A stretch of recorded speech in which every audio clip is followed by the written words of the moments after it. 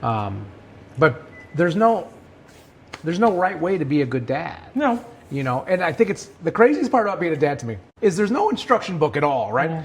People talk about that as a joke, but you have this child, this little 6-pound peanut. You're in a hospital. Your wife's beat up, bleeding, cut, sick, sore, tired, sweaty, and then they're like, "Okay, get out of here." And you put this thing in a car seat that it doesn't fit in, that it can't hold its head up, and you just go home. Like, it blows my mind that they're just like, yeah, all right, well, we did our part. I don't know whose responsibility it should be, but they do say, they're like, here's a 20-minute video we need you to watch before you leave the hospital. And it's like, hey, your baby can't swim. Don't put it in the dryer. Did you have to watch the video? To watch a video. Oh, they made us watch a video in the hospital. That's so funny. All I remember is that video and the chair. Prove that you could put it in the thing, yeah. No, not the car seat. The terrible chair the dads have to sleep in. Yes, yeah, totally, absolutely. It is terrible. Is it every hospital? It basically is, yeah. We were in Southampton Hospital. Where was Des born? St. Francis. And, yeah.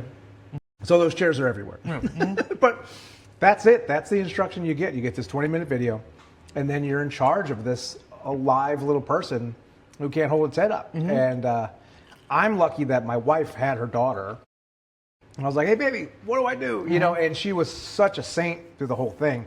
I felt like for the first 6 to 8 months, I felt like an accessory to their relationship. Right, yeah. You understand what I'm saying? Was that your situation too? I mean, the first few months for sure, because until the baby can really is really seeing you and connecting with you, it is just there's this adorable little lump that just eats and sleeps and poops, you know?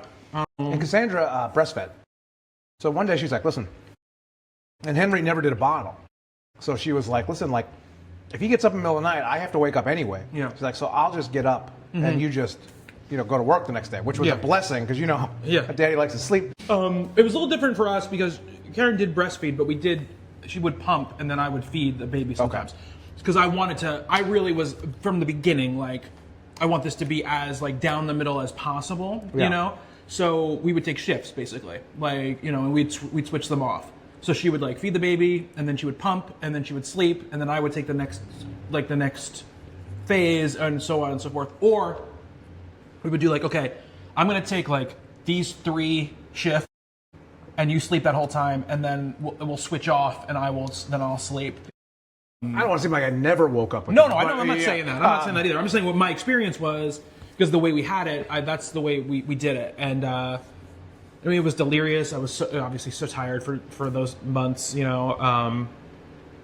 but I mean, when I look back on it, the hardest time really is that time when they first can start moving by themselves, because it's just they're just trying to kill themselves constantly, putting stuff in their mouths and they're not supposed to put in their mouths, and it's oh my, no. Put that chainsaw down. How did you lift a chainsaw? No, I miss it. And things changed for us when Henry got a year old, and then it became very, once we found Henry and I's connection and our dad time. But now it's a lot. Now it's the stuff we talked about before. I'm constantly trying to have time with them, constantly trying to work, constantly trying to do stuff like this where I still scratch that itch of the creative disease I've had since I was 16. And it's hard. And I think there's a lot of dad fatigue out there.